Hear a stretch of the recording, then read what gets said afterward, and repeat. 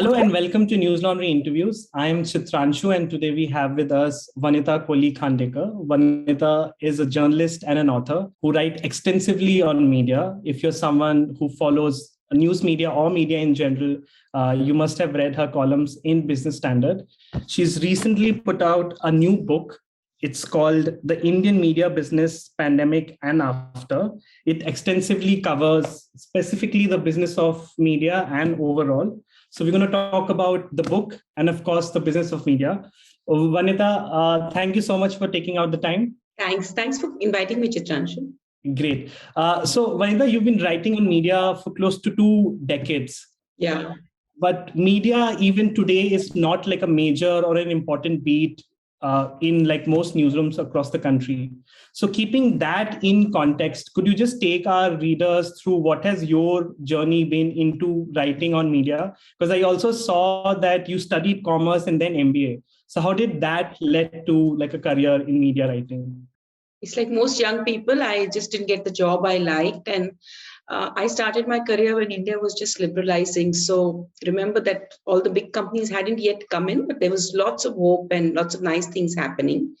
So this was in somewhere in end of 92, 93. And I tried various things. I sold computers, I sold stickers, I did all sorts of things and kuch maza nahi aaya. And then some friend had applied on my behalf to a correspondence job at a magazine called A&M. I don't know if you've heard of it. It was India's first advertising and marketing magazine. And I had a degree in marketing. So I said, ki chalo kar lete hain. And within the first month, I knew I loved this work. Because the variety that journalism offered me in terms of just, different things you were doing and you were learning so much on the job, it was phenomenal. And I was always, I'd won awards for writing in school and college and even during my MBA. So, it was a nice fit as far as I was concerned. And I entered an area where most journalists could not even read business balance sheets. I had been trained on the business side, plus I was fond of writing. So it was a combination which helped and I stuck on. In 2000, I did a fellowship, this is a long story, but quickly to cut it short, in 2000, I was on a fellowship to Cambridge University. And my research paper was on the impact that the internet would have on music.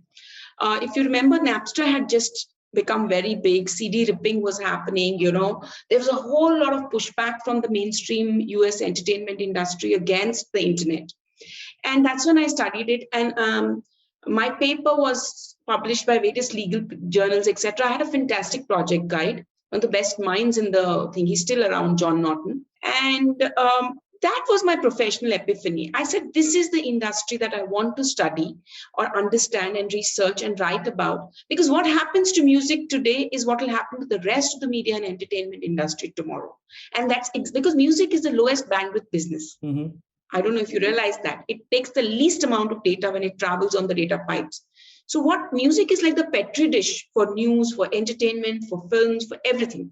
So what happens to music today will happen to every other industry tomorrow. So if music is reviving today, tomorrow every other industry will also revive because of the boom that you see in music industry today. Correct. Anyway, so that's how I started. And there was a lot of pushback from my colleagues and team when I came back to India. And I told my editor, Tony Joseph, who's also now the author of Early Indians, he said, if you want to do this, because I was doing tech and entrepreneurship and all sorts of serious beats. He said, if you want to do this, you should become a global expert. Don't just remain a beat reporter. And I think those words stayed with me, that experience in Cambridge stayed with me, and both of them shaped how I've looked at this thing. The idea was to raise the standard of discussion around just the makeup of somebody and what a scene did. That is for cinema experts to discuss. But you have to raise the level of discussion. And I hope in the years that I've been around, I have done that. Correct. But like overall through your career, do you think the response or like the journalistic interest in media has gotten better or changed, like visibly when you started and now? See, when I started, there were a lot of newspapers. For example, the Times Group doesn't cover media because everything is competition. So they will not mention Google. They will not mention Hotstar. So there are, 80, 90% of the newspapers in this country do not cover media as a business. They will cover in the entertainment sections and write about a show or a film, and they do a reasonably good job. They probably make money from it.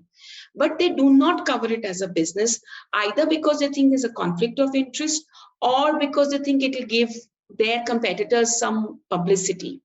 Or, for example, an NDTV, for example, thinks that it's not kosher to cover the industry that you're part of. Correct. So, I mean, I remember having a chat with Pranoy about this. And the thing is, many media owners do not think it's a good thing to cover the industry you're part of, which is also a fair enough reason not to do it. But I was blessed because I was with ABP for 9 years with the magazine they used to own, called Business World. And Avik Babu was totally like, do what you want. Correct. No, I completely understand. In fact, like Abhinandan has talked about this, that when Abhinandan and Madhu wanted to make clothes line, and before it went up on the YouTube channel, they went to every major channel in the country, and nobody really wanted to take the show because in the show Madhu would really talk about what like other media channels did. So keeping that aside, tell us more about the book. So this is the 5th edition. Yeah. So like, how did this book come about? Like, how did the idea really germinate in your head? And like, how did it make it to like 5th edition? And how has really like has changed from 1st to 5th edition? Chitranshu, तुमने Harry Potter पढ़ी है? No, I haven't. Okay, there's a phrase which McGonagall uses, which is sheer dumb luck. I think मेरा भी कुछ ऐसा ही रहा है. I've been dragged a lot in school and college because I haven't read Harry Potter. So no, I'm a Harry Potter fan. I'm a huge consumer of media also. So it works very well for me. I was teaching, I was doing some little series of guest lectures in 2001 in the Xavier's Institute. I'm from Bombay. And I was doing a series of lectures in XIC, and I told the students, Acha, now, you guys refer to some basic media textbook and figure this out, and then we will discuss. So they all said that there is no basic book on media. So I said, how is that possible? And I was young and I was foolhardy. So I decided that I will write the book. I was also hugely influenced by a guy called Harold Vogel. I don't know if you've read his work. He's done a seminal piece of work called Entertainment Industry Economics, which is now in its 11th or 12th edition. Okay, he covers every segment of the US entertainment and media industry, including leisure, casinos, all of that. And he does a deep dive into everything, the business dynamics, the history, the payoffs, the ROI, how the industry functions. So I have been totally inspired, and that's the template I use. Unfortunately, that kind of data is not available in India. So the first edition was a real struggle. Because 2002 is when I started work on it. At the time it came out, it was 2003. And the second publisher I went to, Sage, agreed. And us time itna kuch awareness nahi tha. Remember, I'm talking 17, 18 years back. Yeah. So people covered media means they did pieces on TV shows and all. It was not, there would be pieces on the ad rates for this thing has gone up or the ad rates have gone down. That was media pieces. So I did that, and then of course it became standard textbook in all mass comm schools. It is used in lots of foreign universities which have South Asian media studies as so SOAS uses it, or a University of Westminster, I know, for example, they used it, or some part of their research used it. So there are several universities where it is used. In India, it's across the board. I also designed courses for various mass comm schools. I stopped teaching now, but I used to do it based on this book. The last edition was in 2013, and after that, I've been a little lazy in many ways. So this edition took time, and this edition I signed for and researched this edition during the pandemic. So there's a heavy influence of that feeling.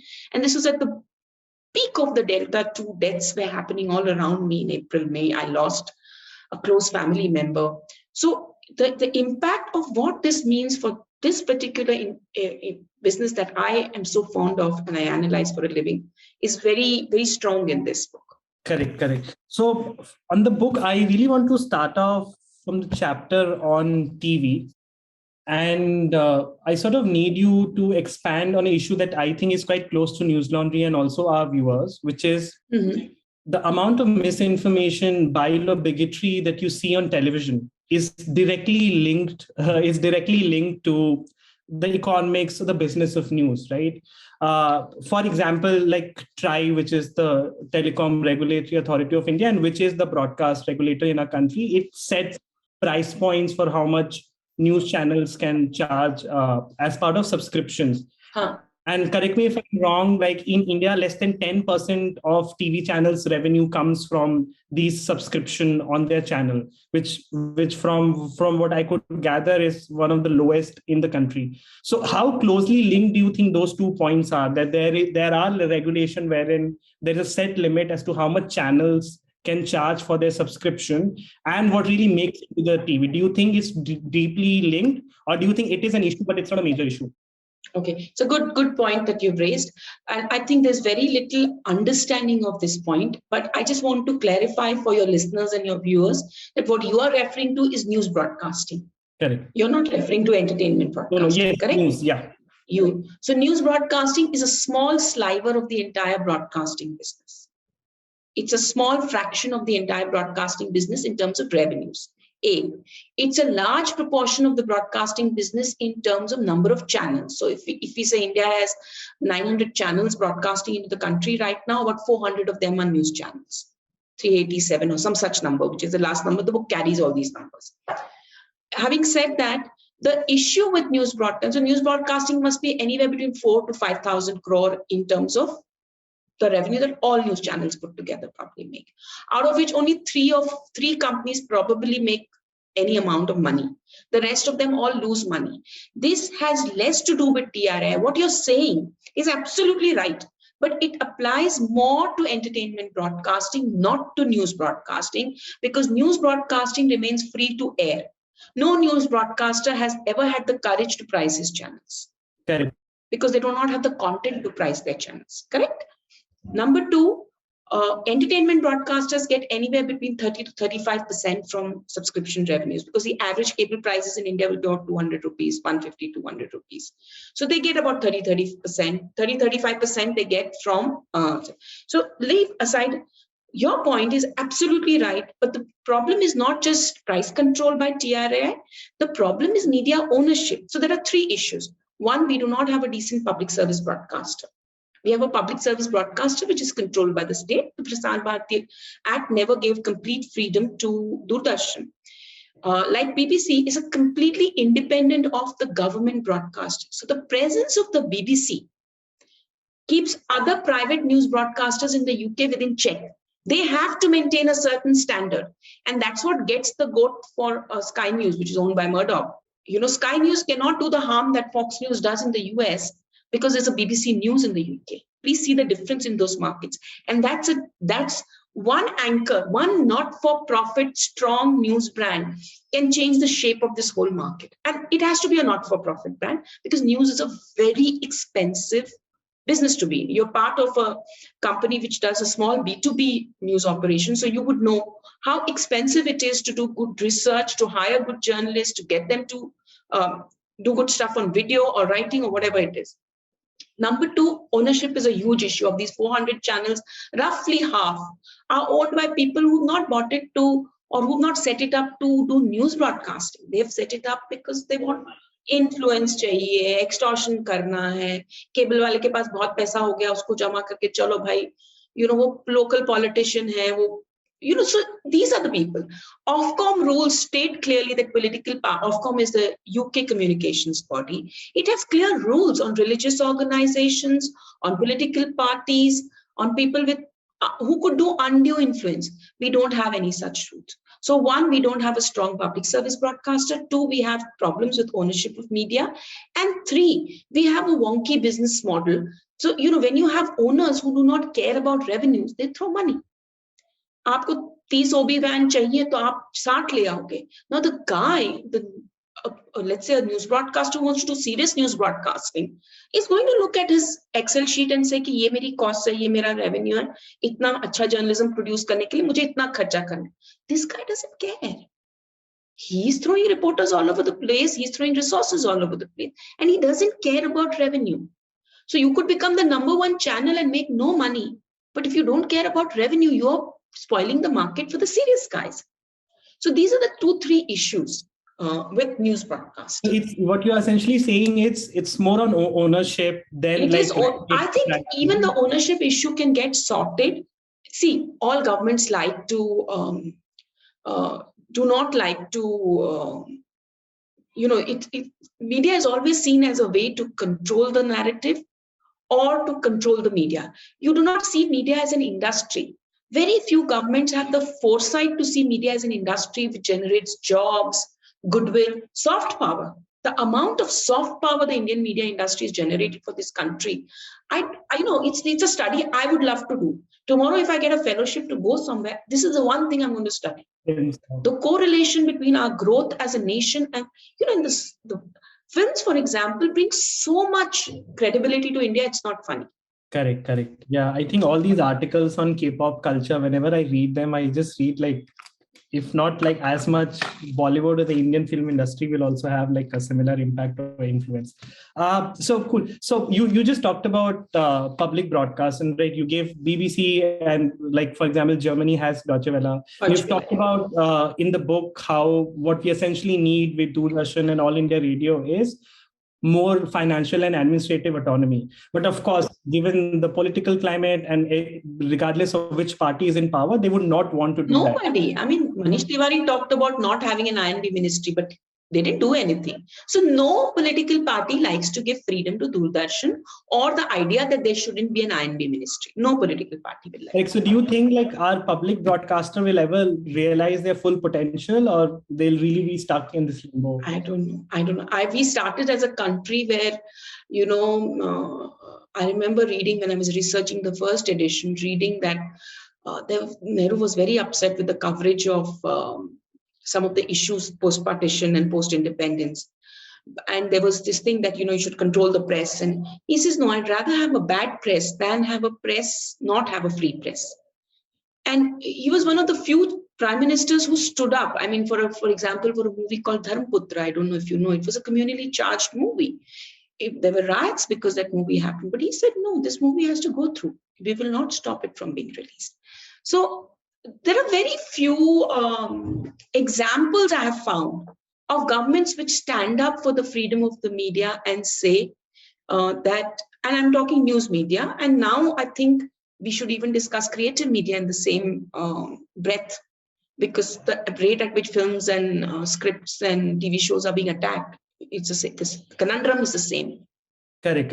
And, just on you mentioned standing up to news media. I think for that part, unity among folks in the industry is very important. So I also want to sort of talk about, at least, and I'm just talking about news media, not media in general, and because it's fairly obvious in news media that how there is a lack of unity. In fact, I just want to read a part in the book. So this is in the chapter on print, and I think you're quoting someone here. You write, publishers simply don't talk to each other to sort industry issues. In cement, steel, companies come together. In newspapers, the Indian Newspaper Society used to have some standing. Now it has become a joke. Nobody wants to be a catalyst. This then meant that whenever the time came to sit down and figure out IRS, which is Indian Readership Survey, could be rectified, it proved impossible to get publishers to sit together. I think this is about getting the IRS metric right, so there was no consensus. But this is something which is fairly, regardless of what stream you're looking at. So for example, in digital, if you look at just digital media, you have EPUB, of which News Laundry is one of the founding members. You have something called DNPA, which is again a consortium of legacy media organizations who also have a stake in digital media. Correct. Then something called DNPA, where I think Republic and Op India and others are there. Similar is for broadcast. There is NBSA, and then I think after Republic got some flack for NBSA, it formed NBF, which is Republic and other retail media outlet. So, like any industry, there'll always be competing interest. But do you think this, especially because you've written on other facets of media, you've written on film, radio, is this lack of unity unique to India or news in general, or if you've looked at other industries, this is fairly common everywhere? See, I'm not, when you say lack of unity, see, these companies compete with each other because there is bound to be some level of feeling of competitiveness or conflict. And that's very natural. They wouldn't be good companies if they didn't feel that way. But essentially, what happens in other industries, for example, I can take the IT as an example. IT got its act together very fast because they realized that they may compete in the marketplace, but they have to co-opt on policy. If you cannot co-opt on policy and fund your policy initiatives, whether it is lobbying, and I use the word lobbying in a good sense, not in a sense of bribing someone, lobbying and making the governments, consumers, citizens aware of what it is that you bring to the table. I'll give you a little example. Television prices in India are among the lowest in the world, cable prices. If you plotted them on a 20-year graph, for example, they've fallen in real terms. Here you have a TRAI trying to regulate cable and DTH prices to death. The industry analog cable is almost dead. There are hardly a few thousand analog cable homes left, but TRAI is still hell-bent on. Where is, from the industry, from the IBF, show me one chart which shows cable prices have fallen. Why is the TRAI? Have you educated consumers? For an industry or for a business, whether it's broadcasting, whether it is publishing, for an industry whose job is in the business of communication, we talk, we publish so much, we air so much stuff, we create so much stuff. Why have we been so poor in communicating what it is that we bring to the table as a business for consumers, for this country, and to the exchequer? We don't do it. Do you know how much the TV industry contributes to the exchequer? Is there a figure in your head? No, because the TV industry has never communicated it. Do you know how many? Because people can't come together to sit on the same. This is, you have an IBF. You need to hire a researcher, and when digitization happened, every major broadcaster ran campaigns for digitization. It was mandated, and it was in their interest. A similar thing. How much, it is not rocket science. What I'm suggesting is not original at all. The NCTA, there's a National Cable and Television Association in the US, in the UK. There are bodies all over the world which do it. They communicate. Why is bundling good for consumers? TRAI's whole problem with NTO 1 and 2 has been it feels that broadcasters are cheating consumers with bundling. So communicate now why bundling is good. Instead of taking TRAI to court, you communicate and create public opinion in your favor. Because if you have the facts in your favor, I don't find films. How many people a film employs is not funny. How much employment it provides. In Kerala, there are hundreds and thousands of film people. Why do you think that communication is missing? Because there's clearly an incentive for them to. I have no idea. I have discussed this. So in films, for example, I was told that, the people, so the South industry has this whole thing that we are different. So the Southern industry does not want to get involved with anything that Bombay guys do. Then in publishing, the regional guys, that is the non-English language guys, feel that non-English, non-Hindi guys feel that they are on a different planet, and the English Hindi guys are on a different planet.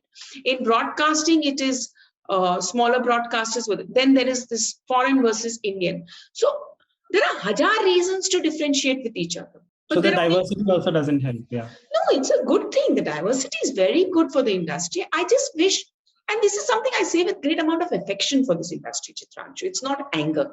I have huge amounts of affection for this industry because, to my mind, for 20 years, it's been clear to me what this industry can achieve, and it has achieved some of it. It has reached 30% of its potential, perhaps, but there's so much left. Correct. No, but just to go back to what I was saying in the question, specifically to news, like I don't know if you've looked at, like say industries like film and news industry in US.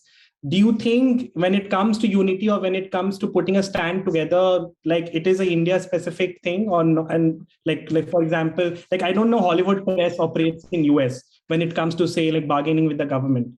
Hollywood press, I don't care about, but what we can, so there's a Motion Picture Producers Association of America, which is fantastic, which is a superb job. Why do you think Hollywood is a force? It is, it does not produce the best cinema. Europe probably produces better, what people may call better cinema, but the US industries are simply far better at, doing the deals they need to do with the China, with the Switzerland, with this one, with that one. So I think there are two things why this situation is unique to India. One is a maturity of our industry. Remember that this industry really took off only mid-90s. Okay, both broadcasting, publishing, films. Films is actually post-2002. 2000 when it got industry status. So all these businesses are not mature. In the US, publishing had like 100 years, 50 years before radio came. Then TV came. TV got a good 50 years before, something else. In India, everything took off at once, mid-90s. है ना? याद है आपको liberalization के बाद सब कुछ एक साथ हुआ.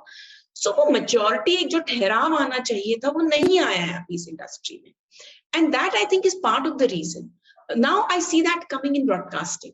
You know, for the first time last year, all these guys got together in a press conference, and I wrote that this was like a Eid ka Chand kind of event, you know, getting NP Singh, Puneet Goenka, Uday Shankar tha tab mere khayal se last year, year before last, getting them all together on one podium and they're speaking in one voice against NTO2. Mm-hmm. So I think this is a mature business now. It's 6, 10, 12 companies which are essentially in charge. So now when industry is mature, business is mature, is when I think part of it is that also. Correct. Next up, I want to talk about platforms and influence of big tech in media, and especially news media, because that's like one topic that I am deeply interested in. So I'll just read a part. I'll just read the part which is in your chapter on digital, and then I'll frame my question. Yeah. This is under the heading, why is social media so full of hate? And you write, you walk into a crowded coffee shop. There are several groups, couples and single at the tables. Some of those conversations can be overheard. Someone is talking about their personal problems, discussing politics, or holding forth on their achievements. Suddenly you hear something that displeases. You start abusing the speaker. Soon the coffee shop turns into a battleground. Crockery is broken, tables overturned. The shop owner is left to clean the mess. Just when he is about to reopen, he is told he is disturbing the peace. If he cannot keep his customers in check, he won't get permissions to run the coffee shop. That essentially is the conundrum social media companies face. And then later on, you write this line, the problem is us, the people. Maybe it is time to start taking responsibility for our own behavior as citizens, as audiences, or simply as human beings. Now, I'm sure you follow platforms, but for me, as someone who's been really following, especially the reporting into Facebook, it really seems like an incomplete or a one-sided characterization of how platforms impact, especially what they do to us, what they do to society, and what they do to the news ecosystem. Because even if I were to take the same coffee shop example, now we have research and data to show that it's not that people are fighting on their own. There are algorithms that are amplifying a certain type of content. And also there's research that how platforms or all these social media platforms are driving people to a limit where they want to have such conversation.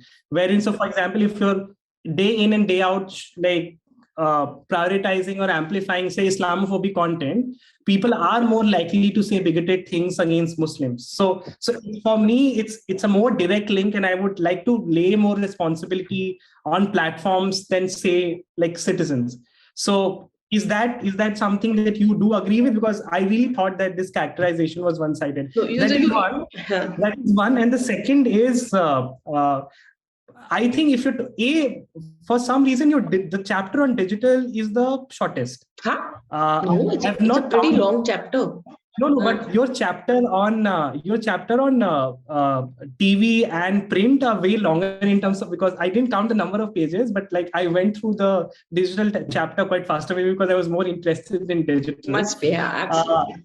So if there was less focus on digital, and within digital, I thought you didn't really flesh out on the role platforms or social media companies play. So yeah, two questions. If you could first comment on the characterization and then the focus on platforms or digital in general. So given that you've read that particular case study, you're absolutely right. I don't know if you've read the other case studies or other bits of the digital chapter.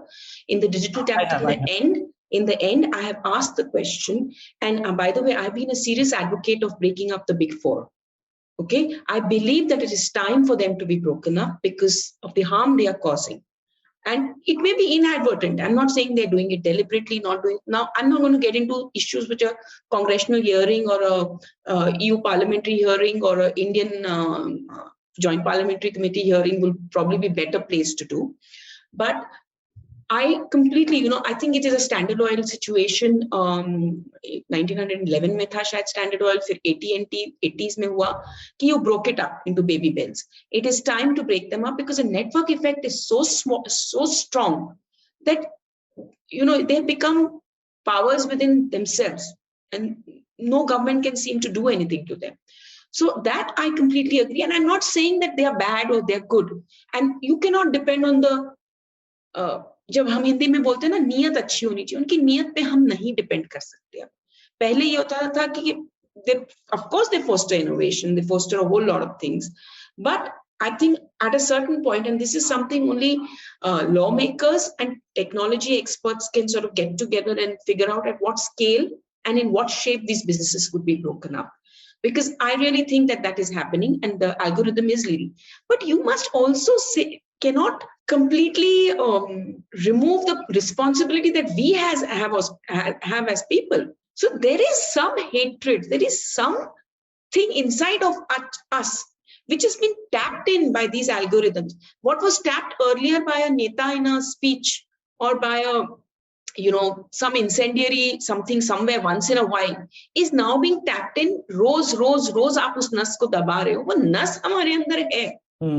And that is my point. In this case study, my point is that I think, you say that, oh, this is insulting to me as whatever, or this is not, but don't watch it. OTT content is discretionary. It says adult rating. It says that. Why do you want to be spoon-fed everything? I have stopped going on Twitter. I have not watched news channels for 9 years. I cover the sector. Like, was not being on Twitter not a hindrance to promoting your book? I'm sorry. No, so I put my stuff. That's what I said. I go to Twitter. In fact, in some other podcast, I said the two platforms I really avoid are Twitter and Facebook. And I was very fond of them, incidentally. I just go post my work, come out. I use it for my purposes. So it really serves my purpose. And I'm not a big Twitter. I have hardly 5,500 followers. So because I'm a very specialized writer. And maybe I'm a bad example to give to any listener or viewer, because I am aware of this sector. But even as a user, it is very evident that hate is not a good way to live every day. Na? रोज आप hate consume करोगे, read करोगे, देखोगे, तो आपके अंदर नफरत भरेगी. और जितने कंट्रीज इस दुनिया में नफरत की बेसिस पे सेट हुए हैं, there are loads of examples of companies which used hate as a basis of setting up the nation. They failed. So that there is that. But yes, you're absolutely right. The big platforms. I've just had a long conversation with Ajit Mohan just day before. And I've asked him the same question. You cannot absolve yourself of risk. He said, no, we do this, we do that. But the fact is, he says, no, I said, this morning I have unfollowed 2 pages because they keep throwing all kinds of weird content at me. Whereas my proclivities on a political side will be very evident to any algorithm which has followed me for even 2 days. But it keeps throwing random hateful stuff at me. So I said, I've unfollowed them. So why is your algorithm unable to detect this? And if you have, they say they have 35,000 people who curate this. Make money, but so on platforms, the last point I want to make, Chitranshu, and which is very important, I think what is scary to me is more than the polarization is the financial hold these people have over the market. So 70% of the globe's advertising. So the incentive for independent, good news operations or blogs or whatever to come up becomes, so what Times of India, News Laundry, all of you, NDTV, what you're fighting for is only 20% of the digital ad pie in India. The rest of it has gone to 2 companies. An ad-free organization, but yeah. Okay, maybe not a News Laundry, but my point is Express, jo bhi top 10 mein hai in terms of news. You cannot have ad-funded good quality news for now because it is so determined by large numbers. And those large numbers come to the companies which throw billions at AI, which throw billions at tech. So they get the scale and they get so it becomes a vicious cycle. So usme chote or your Quints, your NDT, these people cannot make money beyond the point. Correct. So, but I'm guessing whenever you write the next edition, we'll see more on platforms and how they impact news. But just on that, while you were giving your answer, do you see this specifically because legacy media, especially with print and online, who get their revenue from from ads, and a large chunk of that ad revenue is going to the likes of Facebook and Google. Do you see this conflict growing between like legacy media who are reliant or dependent on ad and like platforms? Because, so for example, we've seen this in Australia. There are laws now to sort in of France also they've arrest just ad revenue. Like Murdoch and his company has been working strategically a lot to make sure that in countries where he does have an influence, some of the ad revenue can be funneled back to news organizations. So as someone who covers media, do you see this conflict growing day by day? Because especially big media, they would want to take back a lot of ad pie that has been taken away. But this is a slippery slope, Chitranshu. जब France में पहली बार किया था और अभी again they are doing it, and Australia I had written about this. I've done a column, one or two columns around it. But essentially, this is a slippery slope to my mind, because what you're doing is you're giving the big companies a lever. What is the wherewithal of a Quint or a Wire to go and negotiate for these kind of? A Wire is of course not for profit, but nevertheless, what is where is the negotiating power? The negotiating power will be with Times of India. It will be with the Bhaskar. It will be with the NDTV. So this is just another thing which works. And I'm not saying that big companies are bad or all big companies should not be making money. That's not my point. But my point is giving back is not going to help. This will be a band-aid solution to a problem. I think breaking up big tech and making the market more equitable so that the smaller guys have as good a shot as revenues. If you're good, you can make money. Subscription subscription ultimately will still be a limited market. Abhi bhi India mein mere khayal se less than 1 million people subscribe to news sites or donate to news sites. So if you want the ad market for good quality, ad market for bad quality news is there, and that is cornered by the big platforms. But if you want the ad market for good quality news to work, then they have to have a bigger pie to fight for, and they have to have more capital, which is where your media ethics code is becoming a bit of a problem. Correct. So when the last question before we wrap up, unlike the rest of the world, our print news industry was doing really good. I think they, as compared to TV and digital, they had more operating margin. And of course, like pandemic really impacted that in terms of revenue. So in the long run, what we've seen in say like US and other economies, like the physical copy of newspapers, it has gradually phased out. And like even papers as big as New York Times or Guardian for that matter, they get more revenue from subscriptions or from ad as compared to like getting from physical sales. So do you see that also happening in India, or do you think the newspaper market in India will bounce back? There are two things that keep the newspaper market alive in India. And by the way, it's bounced back hugely in the last quarter. Last month, I filed a piece on advertising and how media buyers are going whole hog for print and TV. What keeps the print market in India alive and well is, of course, we have a huge underpenetrated penetration. So half your literate population is still not reached by a newspaper. So even if you say, chalo, by 25% will reach. B, prices are very low. And 3, home delivery. In the West, home delivery was not there. So the moment a lockdown happens, you're finished, your sale is over. And we have very low cover prices. Though many language newspapers, Malayalam Manorama or some of the Tamil newspapers, some of the Bangla newspapers charge very high prices, especially on weekends, etc. And across the board, I'm seeing that Hindi and English papers have been taking up their prices up gradually. Last 3-4 years, almost everybody has taken up their cover prices by 20 to 30%. 50 paise, 25 paise karke, they've taken it up. So there is clearly some thinking on their side that we need to get more from the other side if we want to finance good journalism. So there is that, and if we want to fight the global platforms.